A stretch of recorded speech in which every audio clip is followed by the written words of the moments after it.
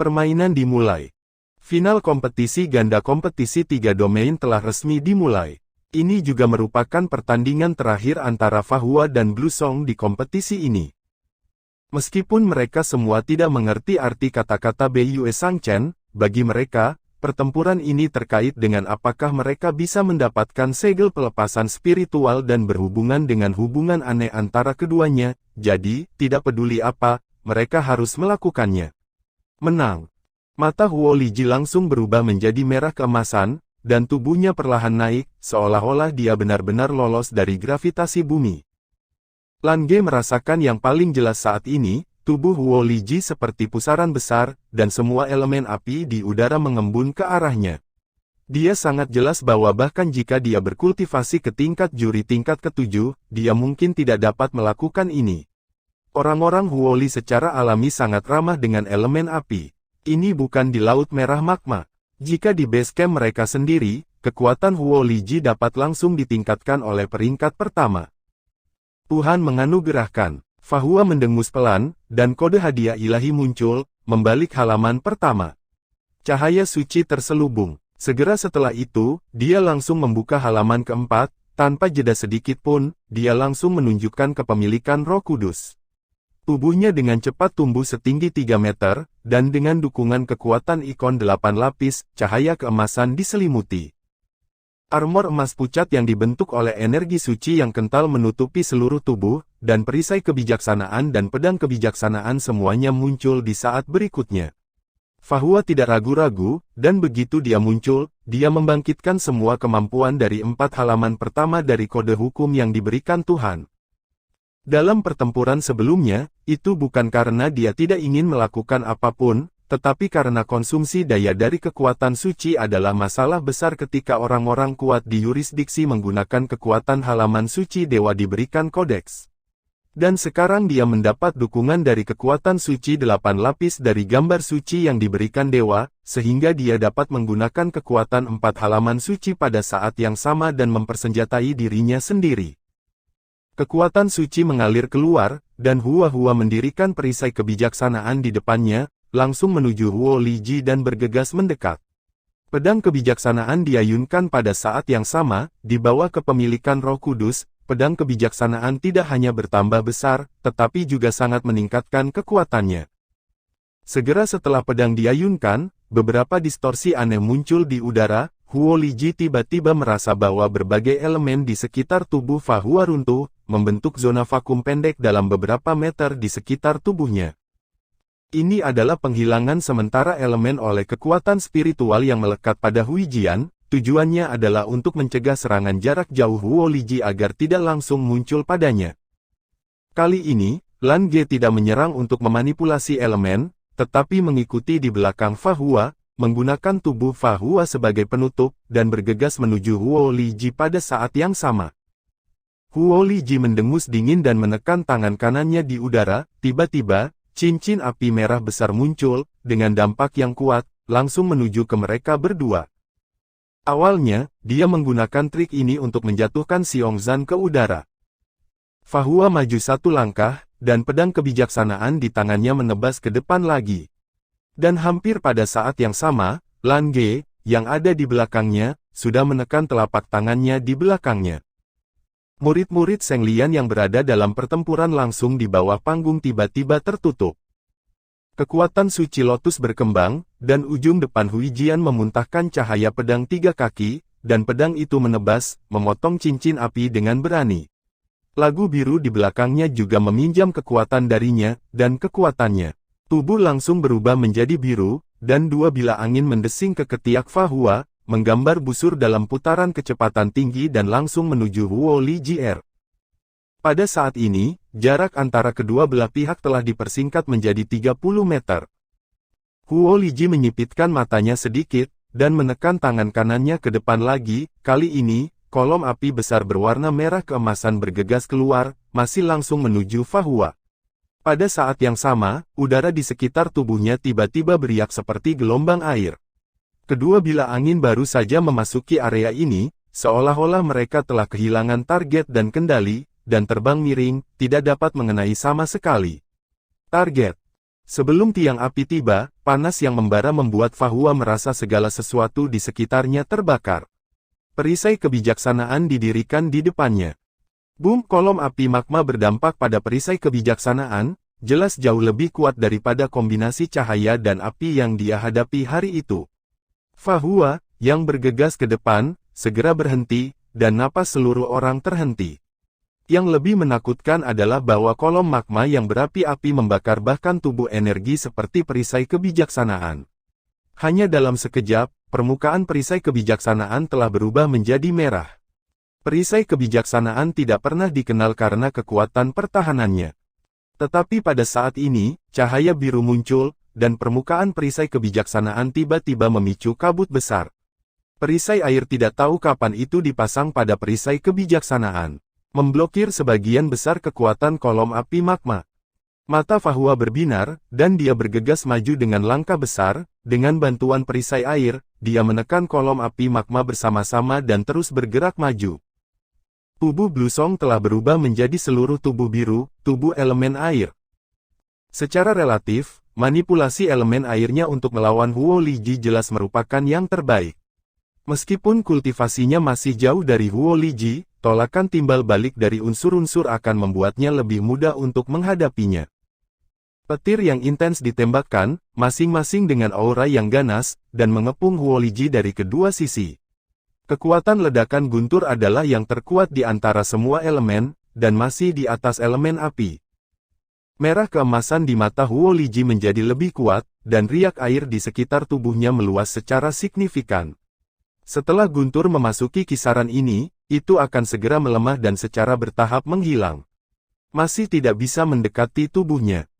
Tetapi saat ini, Fahua sudah berada dalam jarak 20 meter di depannya, dan kolom api magmanya terus-menerus dikompresi di bawah upaya gabungan Fahua dan Lange. Bei Yue Sangchen, putra kegelapan, telah berdiri di belakang Huo Liji dan menonton, dan dia selalu tersenyum, seolah-olah pertempuran di depannya benar-benar tidak ada hubungannya dengan dia. Huo Liji mengangkat tangan kirinya dan membuat gerakan menggenggam di kehampaan, tiba-tiba, di sampingnya, tombak api sepanjang sekitar 2 meter dan setebal telur merpati muncul. Kemampuan serupa lagu biru juga bagus, tetapi jika dia menggunakannya, itu akan menjadi roket, yang merupakan perbedaan dalam kontrol elemen api. Menunjuk ke depan dengan tangan kirinya, ratusan tombak api ditembakkan, tampaknya menembak ke segala arah, tetapi semua orang tahu bahwa target akhir dari tombak api ini pastilah Fahua dan Lange. Dan tepat ketika dia melepaskan tombak api, kolom api magma yang telah menyembur dari tangan kanannya juga melemah setengahnya. Tidak ada yang menyangka, saat ini, Fahua pecah. Perisai kebijaksanaan tiba-tiba terdorong ke depan, dan kemudian pedang kebijaksanaan keluar, mengenai tiang api. Cahaya pedang emas pucat menghancurkan pilar api dengan tiba-tiba, membiarkannya mengalir dari kedua sisi, seperti yang terjadi saat menghadapi Yuansu gabungan Qian He dan Di Hua hari itu. Tidak hanya itu, perisai kebijaksanaan di tangan kirinya tiba-tiba meledak, berubah menjadi perisai kecil dengan cahaya keemasan yang mengalir, dan langsung terbuka seperti jaring besar, menghalangi hampir semua tombak terbang. Dapat dikatakan bahwa pada saat ini, Fahua memblokir semua serangan Huo Liji seorang diri. Terlepas dari penerapan perisai kebijaksanaan atau pedang kebijaksanaan, itu dapat digambarkan sebagai luar biasa. Huo Liji juga tertegun sejenak, tetapi pada saat ini, gumpalan bola cahaya biru ungu berkibar dari belakang Fahua, sementara tombak api dan perisai kebijaksanaan saling membatalkan, mereka menyerang langsung ke Huo Liji. Pergi. Setelah melepaskan Yuansunya, Lange mengambil langkah untuk mengejar Fahua, dan menamparkan punggungnya dengan kedua tangan. Dalam sekejap, 6 elemen awan yang telah diangkat ke belakang kepala Lange karena kerjasamanya dengan Fahua padam pada saat yang sama, dan seluruh tubuh Fahua langsung meledak dengan kecemerlangan pijar, bahkan hadiah ilahi yang mengambang di atas kepalanya saat ini. Ada beberapa perubahan dalam kode, yang ditutupi oleh cahaya pijar, dan tidak jelas seperti apa bentuknya, tetapi ada keagungan yang lebih samar dari seorang atasan. Fahua melompat, mengikuti bola cahaya biru ungu, dan bergegas menuju Huo Liji. Menghadapi bola cahaya itu, Huo Liji sedikit mengernyit. Tiba-tiba, dia membuat gerakan menurunkan bagian atas tubuhnya ke depan, dan tangan kanannya juga meraih gagang pedang di bahunya. Pada saat dia memegang gagang pedang, di belakangnya, nyala api merah keemasan yang menyala langsung meletus dan naik, dan seluruh tubuhnya benar-benar berubah menjadi pria yang terbakar, dan napas yang keras tersapu. Tetapi pada saat ini, bola cahaya biru ungu di depannya dirangsang untuk meledak, dan raungan keras memekakkan telinga. Untuk beberapa saat, Huo Liji diselimuti oleh listrik ular, melilitnya. Gabungkan tambang elemen. Ini dirancang khusus untuk Huo Liji oleh Lan Ge setelah berpikir keras. Setelah meminjam dari Fahua beberapa kali sebelumnya, akhirnya memadat dan terbentuk. Pada saat ini, ketika ditampilkan, kekuatannya sangat besar. Lagi pula, dia sudah memiliki tubuh elemen air dan tubuh elemen guntur masing-masing, dan kecepatan melakukan teknik elemen kombinasi jauh lebih cepat. Kong, pedang sepanjang 4 kaki di belakang Huo Liji akhirnya terhunus. Bilahnya diukir seperti batu rubi, memancarkan warna merah tua seperti darah merpati. Saat pedang itu terhunus, api di sekitar tubuh Huo Liji menyala. Seperti alautan sungai mengalir ke pedang panjang. Tarik pedang. Ular guntur hancur dan berubah kembali menjadi elemen guntur yang terpancar ke udara, dan Huo Liji, yang mengendalikan jantung elemen, menghancurkan teknik elemen kombinasi. Pada saat ini, Fahua akhirnya bergegas di depannya, tubuh jangkung di bawah kepemilikan Roh Kudus bergegas ke depan, dan pedang kebijaksanaan di tangannya langsung jatuh. Huo Liji mengangkat tangan kanannya dan mengangkat pedang api merah di tangannya. Tabrakan dengan Hui Jian. Kapan, dalam suara yang renyah, mereka berdua bergetar hebat pada saat yang sama, mata Huo Liji tiba-tiba kosong sesaat, dan banyak pikiran rumit tiba-tiba menghilang di benak mereka. Di bawah bimbingan pedang api merah, Fa Hua tiba-tiba memiliki lapisan api di tubuhnya, membakar baju besi yang diberikan oleh kepemilikan Roh Kudus. Di bawah nyala api yang mengerikan ini, yang membakar jantung elemen, jika bukan karena ikon pemberian dewa yang telah mencapai lantai 8, Fahua mungkin akan dibebaskan dari keadaan dirasuki oleh Roh Kudus hanya dalam sekejap. Tetapi kali ini, itu berbeda. Kode di atas kepala membalik halaman dengan sendirinya, dan ikon yang diberikan dewa menyilaukan dengan cahaya keemasan.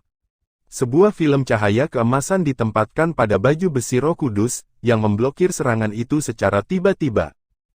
Pedang kebijaksanaan terus menyala, menebas lagi, 2 lampu pedang jatuh, sangat cepat, dan masing-masing menebas ke bahu Huo Liji.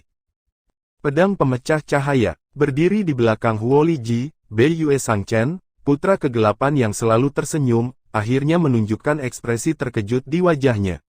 Dia juga tidak menyangka bahwa pemuda dari fikih, yang tampaknya tidak mencolok, tetapi selalu tenang ini, mampu menampilkan keterampilan seperti lightsaber. Pada saat ini, Huo Liji jelas terpengaruh oleh Hui Jian, dan dia lamban karena beberapa masalah emosional, dan dia tidak bisa menghindarinya. Namun, ketika Hui Jian berada sekitar 1 kaki darinya, tiba-tiba, seluruh dirinya berubah. Entah itu rambut, kulit, atau semua yang ada di tubuhnya, semuanya berubah menjadi kristal merah dalam sekejap, dan yang lebih menakutkan adalah niat pedang tajam yang tak tertandingi tiba-tiba meledak. Tubuh pedang yang brilian, ini adalah kemampuan khusus yang hanya dapat dikembangkan oleh pembangkit tenaga listrik di atas peringkat ke-7 dan yang dapat mengomunikasikan makna mendalam dari langit dan bumi sampai batas tertentu. Tubuh pedang brilian Huo Liji yang dibuat dengan api bakat suku Huo Li-nya sendiri bahkan lebih menakutkan. Dang-dang, Hui Jian jatuh, tetapi langsung memantul. Dan pedang api Huo Liji kembali bergerak mengambil. Fahua hanya punya waktu untuk memblokir di depannya dengan pedang kebijaksanaan, tetapi pada saat berikutnya, di depannya, sekelompok cahaya terang meledak seperti matahari yang jatuh. Dampak yang belum pernah terjadi sebelumnya membuatnya bahkan jika dia dan Lan Ge dipromosikan ke urutan ke-6 dengan manik-manik Peerless, dan kemudian Lan Ge menyuntikkan semua kekuatan ke dalam tubuhnya, membuatnya untuk sementara memasuki keadaan urutan ke-7 semu. Pedang kebijaksanaan di tangannya hancur, dan baju besi yang dibawa oleh tubuh Roh Kudus juga hancur inci demi inci, dan terbang dengan api. Ya, inilah kekuatan Huo Liji dengan segenap kekuatannya. Orang-orang yang menonton pertempuran di antara penonton semuanya diam, sungguh, sangat kuat. Ini sama sekali tidak bisa dilakukan oleh Orde Ketujuh biasa. Fahua terbelah ke udara, dan Lan Ge juga merasakan dampak dan panas tubuhnya. Setelah dia memberikan energinya sendiri kepada Fahua, dia sudah melangkah ke arahnya. Melihat bahwa setelah Fahua dibebaskan dari kepemilikan Roh Kudus, tubuhnya yang terbakar oleh api menghantamnya. Panas terik membuat keduanya merasakan semacam rasa sakit yang datang dari lubuk jiwa mereka yang terdalam, tapi untungnya, mereka berdua berbagi beban dan hampir tidak bisa menanggungnya. Bang! Fahua menabrak Lan Ge, dan mereka berdua berubah menjadi labu bergulir pada saat yang sama. Tetapi juga aneh bahwa nyala api di tubuh Fahua padam pada saat kontak fisik mereka.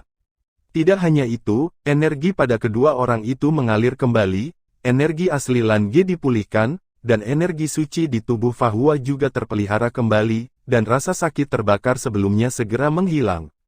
Setelah beberapa gulungan, mereka melompat pada saat yang sama dan berdiri berdampingan. Api di mata Huo Liji sedikit melonjak, dan kristal merah di tubuhnya menjadi lebih cerah. Ia memang sedikit terkejut, karena menurut pendapat aslinya, setidaknya Fahua tidak akan pernah memiliki kekuatan untuk melawan lagi. Dipukul oleh batian selas yang dilepaskan oleh tubuh pedangnya yang indah, dia masih bisa berdiri, yang jarang terjadi di antara pembangkit tenaga listrik tingkat 7. Fahua dan Lan Ge saling memandang tanpa sadar. Sudut mulut Lan Ge berkedut, dan ada sedikit perjuangan di matanya, dan mata Fahua menunjukkan ekspresi jijik langsung, tetapi mereka masih mengulurkan tangan tanpa sadar. Fahua mengulurkan tangan kirinya, sementara Lan Ge mengulurkan tangan kanannya.